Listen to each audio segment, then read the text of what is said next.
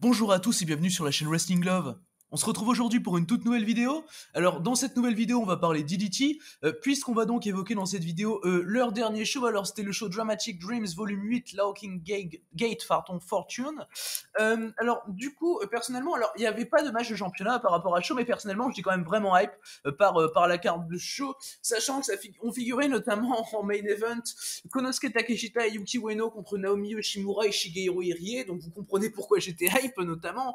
Bon évidemment il y avait d'autres tags pendant le match qui avaient l'air super, notamment un tag avec Hub, Soma Takao, Mao, enfin voilà, il y a quand même des très très belles affiches sur la carte. Pareil un six man un peu plus tard dans la carte avec des Sekimoto Arashima ou Tetsuya Endo dans le même combat, donc même Yujino. Donc bon voilà, disons qu'on était plutôt bien servi pour un house show DDT. Donc le show s'est déroulé le 17 octobre, il a été diffusé 3 jours plus tard, hein, comme tous les house show DDT, il a été diffusé le 20 octobre. Et du coup on va pouvoir commencer donc la review de ce show de Dramatic Dreams volume 8 Logan Gate Fortune. Du coup déjà on avait un match en pré-show. Alors le match en pré-show c'était un 6-man tag team match avec Hideki Okatani, Keigo Nakamura et Yuya Koloku qui affrontaient Akito, Mizuki Watadze et Yukio Naya. Le match a été remporté par Akito, Watadze et Naya, avec Mizuki Watadze qui a fait le tomber sur Yuya Koloku au bout de 11 minutes. Alors le match personnellement j'ai trouvé que en tant qu'opener c'était un match qui était plutôt sympa.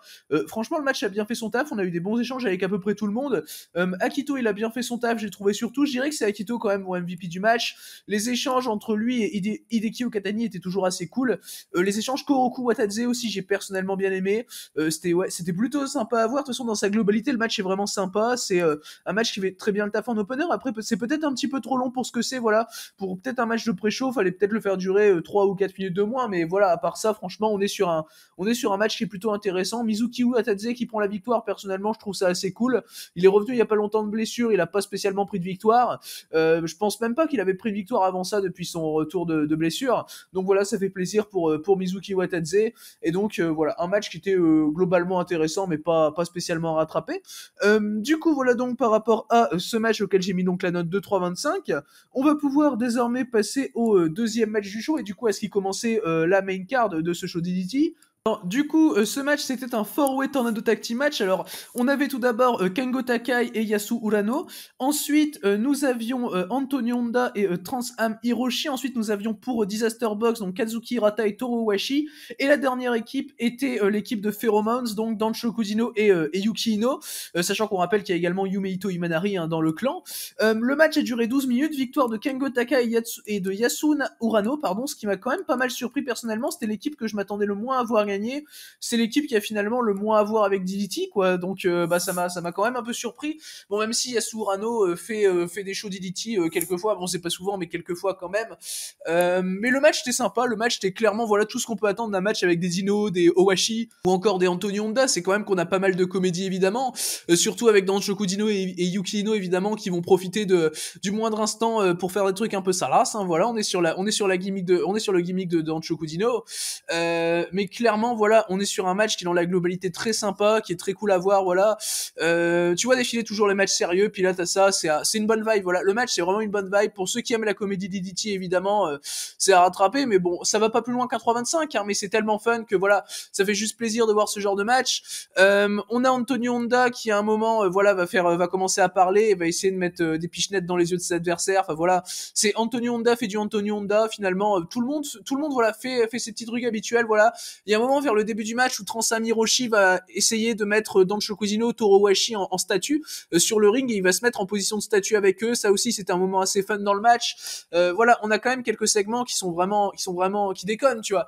Mais franchement, c'est le plaisir de voir un match de Dancho Kujino, Yuki Ino, tout ça quoi. T'as évidemment les spots de l'électricité produites par Dancho Kujino et par Yuki Ino, qui sont évidemment assez fun, utilisés par Antonio Honda. Bon, même si les bruits d'électricité sont un peu en avance ou en retard parfois, surtout en retard par rapport aux faits et gestes des catchers, voilà. Mais en soi, c'est toujours vraiment fun à voir et c'est 3,25 pour ma part. Donc pour ce match remporté par Kengo Takai et Yasu Urano, qui étaient finalement les deux les plus invisibles dans le match. Du coup, voilà donc par rapport à ce match, on va pouvoir maintenant passer au troisième match du show. Alors le troisième match du show, c'était un 6-man tag team match avec Hub, Soma Takao et Tsubasa, Tsubasa qui n'était pas le capitaine de l'équipe, hein, voilà pour la blague, qui affrontait Mao, Shunma Katsumata et Billy Ken Kid.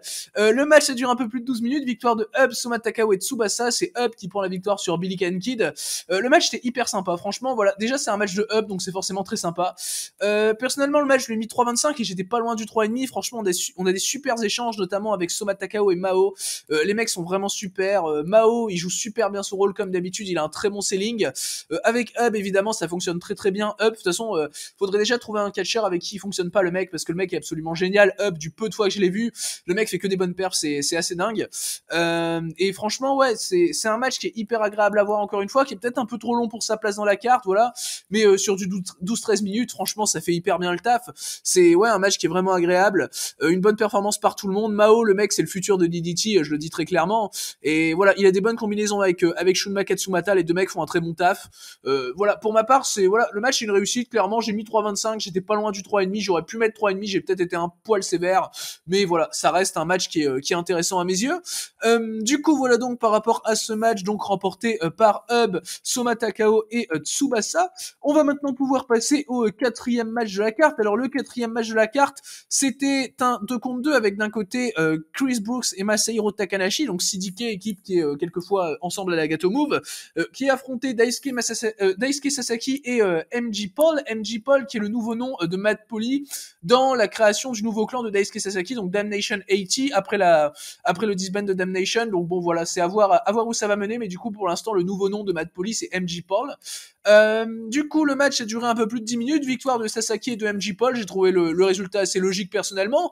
Le match en lui-même était assez sympa, donc t'as Sasaki et MG Paul qui attaquent directement Chris Brooks et Takanashi assez logiquement, voilà. Ils continuent de jouer leur rôle de heal ensemble, hein, Sasaki et MG Paul. Brooks et Takanashi ont quand même un bon teamwork, je trouve. Takanashi, ça fait plaisir de le voir au parc à la Gato Move. Le mec fait une performance vraiment intéressante, voilà. Tu sens que le mec est revenu à ses 100%, quoi, et c'est ce que j'avais pu remarquer au fil de mes visionnages de Gato Move, finalement, c'est que le mec, petit à petit, il s'améliore de plus en plus. Et là, tu sens qu'il est vraiment revenu à 100% à Masahiro Takanashi depuis son retour de blessure. Même si, paradoxalement, depuis son retour de blessure, son meilleur match, ça a été son premier match depuis son retour, c'était contre Fuminori Abe, dans le show I Only Live Twice, que je conseille bien personnellement. Mais ouais, le match en lui-même, ce 2 contre 2 est vraiment très sympa. Sasaki fait un très bon taf. Voilà, les échanges avec Brooks, c'est toujours très très sympa. Les échanges Sasaki-Brooks, ça fait toujours plaisir. Les mecs ont toujours une bonne alchimie dans le ring. Ils ont surtout quand même un peu d'histoire l'un avec l'autre, quoi.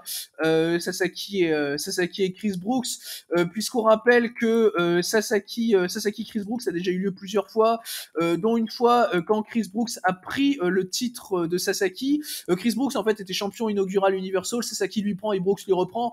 Enfin voilà, t'as quand même un peu d'histoire entre les deux. Les mecs montrent quand même qu'ils se détestent bien, donc non, ça a très bien fait le taf à mes yeux.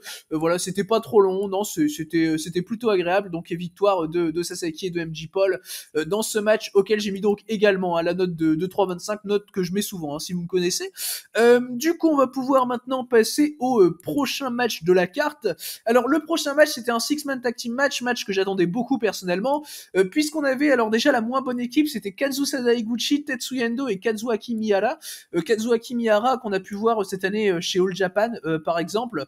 Je sais que Kazuaki Miyara a catché chez Ryukyu également cette année, mais j'ai pas eu l'occasion de le voir parce que j'ai un peu regardé de Ryukyu cette année, mais pas avec lui. Et du coup, l'équipe de Endo Miyara et Higuchi affrontait Daisuke Sekimoto, Arashima et Yujino. Donc le niveau est comment dire assez élevé. Le match a du coup duré quasiment 18 minutes, victoire de Sekimoto, Arashima et Yujino. Personnellement, c'est mon deuxième match préféré du show. Je lui ai mis la note de 3,75. J'étais pas spécialement proche du 4, mais le match a super bien fait le taf, hein, très clairement. Alors les chops de Yujino, c'est toujours super. Les échanges avec Tetsuya Endo sont vraiment très très bons. Voilà, Tetsuya Endo et Yujino qui faisaient tous les deux partie de Damnation, tu sens qu'il y a quand même un certain respect entre les deux. Enfin voilà, ces échanges-là étaient vraiment très bien faits. Les échanges Ino et Higuchi sont évidemment très très bons. Un moment, t'as Higuchi qui fait un dropkick sur Yujino. D'ailleurs, j'ai trouvé le spot vraiment super. Évidemment, il y a des gros chops entre les deux. Ino, à un moment, il va appeler Sekimoto et tu vas voir Sekimoto et Ino qui vont rafaler Kazusa Higuchi de chop dans le coin. C'était vraiment violent. C'était vraiment un très bon spot, j'ai trouvé. Voilà, des bonnes combinaisons avec à peu près tout le monde. De son côté, Côté Miara, il a des bons retours. Voilà, c'est peut-être le moins visible du match. Après, c'est celui que je connais le moins. Mais le mec a fait quand même un très bon taf, hein, à mes yeux en tout cas. J'aurais peut-être aimé voir un peu plus de Daisuke Sekimoto, très honnêtement, et peut-être plus d'échanges entre Sekimoto et Tetsuya Endo. Et le peu qu'on a eu était quand même bien, hein. Mais j'aurais quand même aimé en avoir peut-être un peu plus entre les deux. Parce que franchement, Sekimoto Endo, je sais que ça peut donner quelque chose d'absolument incroyable. Franchement, c'est...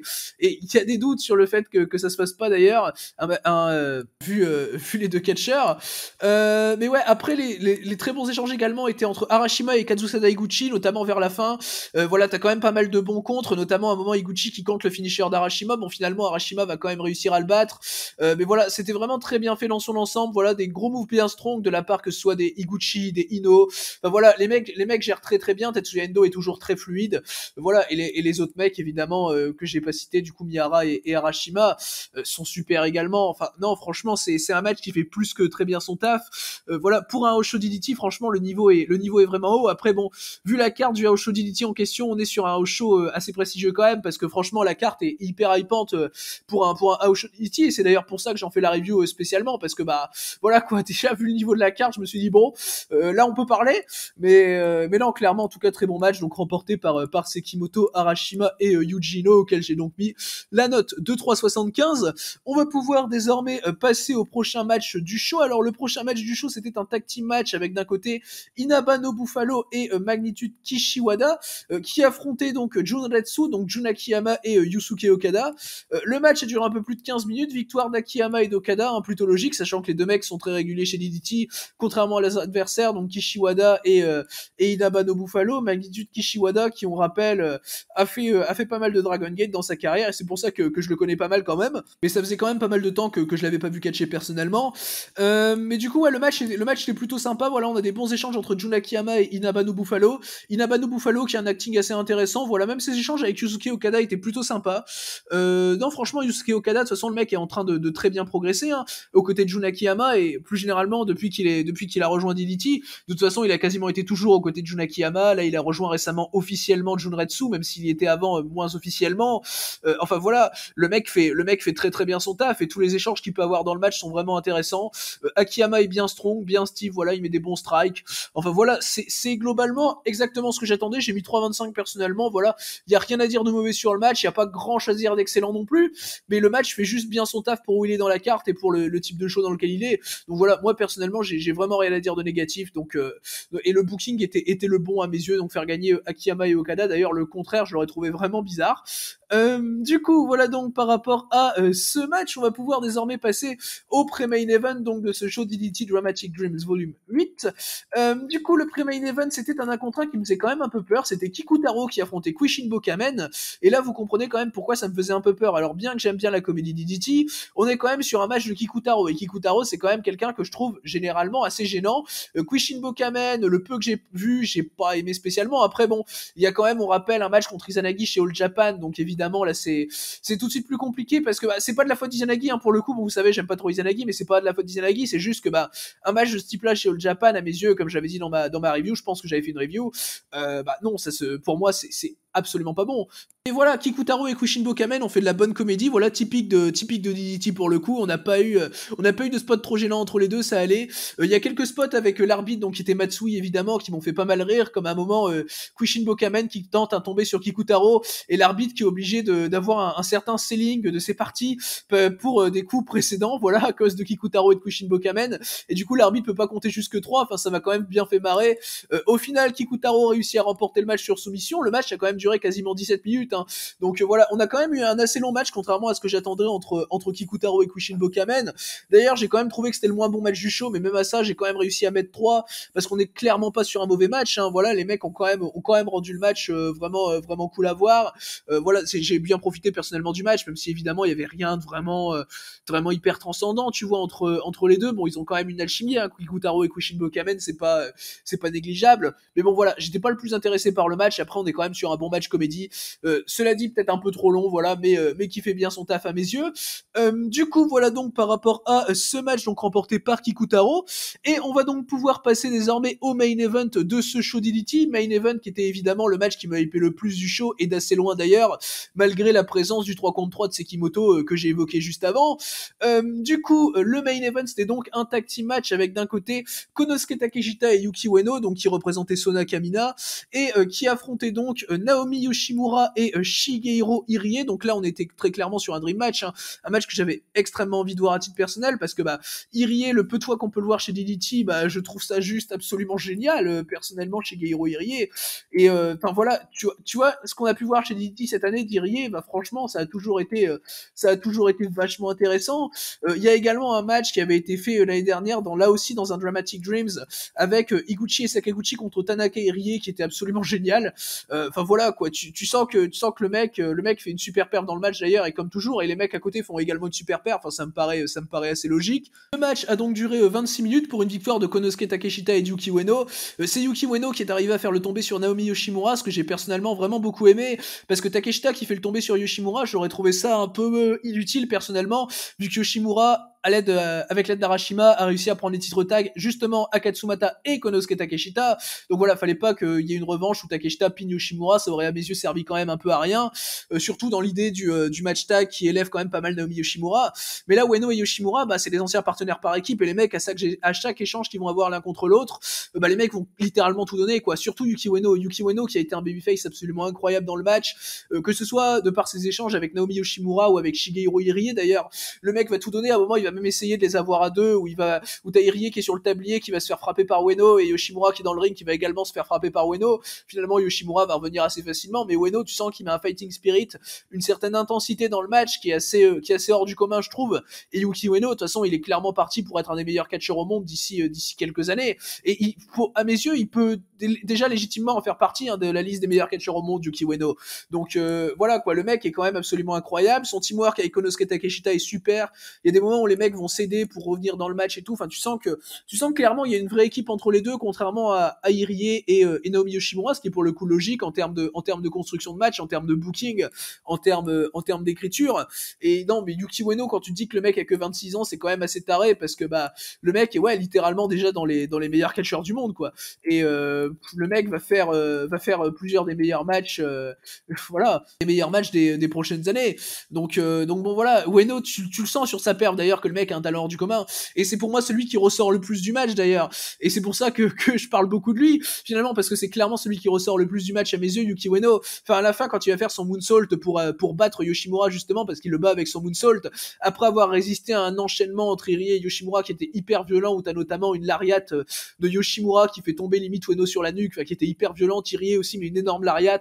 Enfin bref, c'est vraiment très violent ce qui se prend Yuki Ueno dans le match. Le mec va toujours super bien résister, toujours se montrer super intéressant l'underdog, et à la fin tu sens que le mec vraiment se traîne limite pour pouvoir aller faire son moonsault sur Yoshimura pour prendre la victoire, tandis que Takeshita empêche Shigeru Irie dans le même temps de revenir dans le ring. Ça, j'ai trouvé ça super bien fait pour le coup. Évidemment, les échanges Takeshita Irie étaient super également, on a des gros coups d'avant-bras entre les deux. Voilà, Irie va pas se ménager dans ses strikes, évidemment, ça tape à gros coups d'avant-bras, ça claque bien, ça également en termes de powerhouse work, Irie il a été super comme d'habitude, des cannonballs qui sont vraiment violentes, notamment une sur Yuki Ueno qui était au milieu, coincé contre les cordes, et t'as Irie qui lui fait une cannonball hyper violente. J'ai adoré personnellement le spot.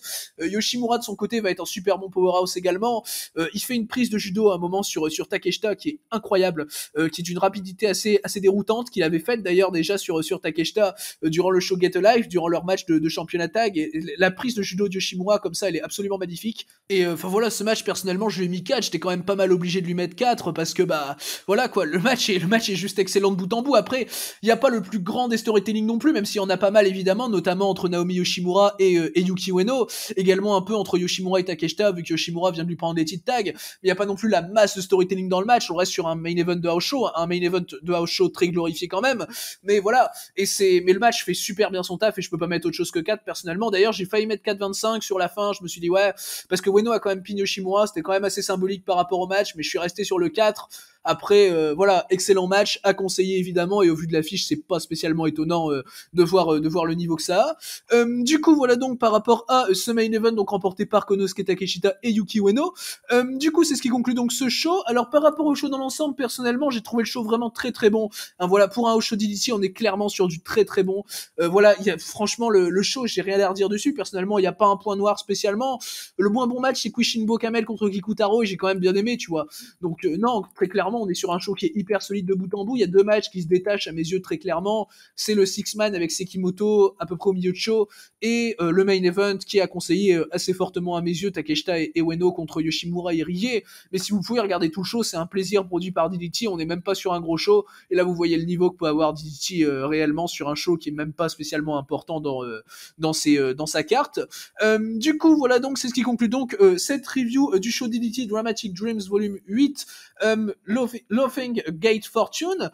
Du coup, merci à vous donc d'avoir écouté cette vidéo. J'espère que du coup, elle vous aura plu. Et du coup, d'ici les prochaines vidéos, je vous dis à la prochaine.